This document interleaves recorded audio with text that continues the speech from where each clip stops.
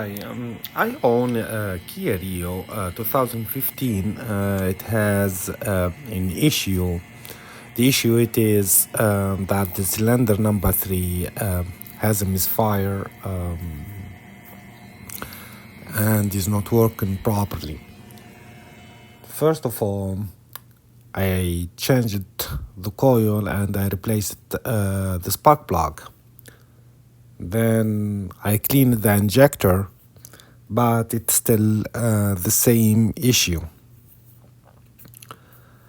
To figure out what's the problem, so I followed the compression test method.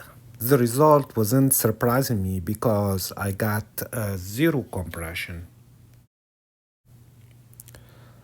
And this it means that you have problem with the valves or with the cylinder.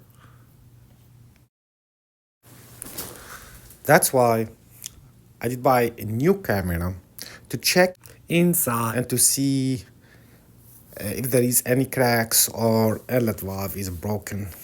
And the result it was, as you see in the video, it's a valve broken, and that's why I have zero compression.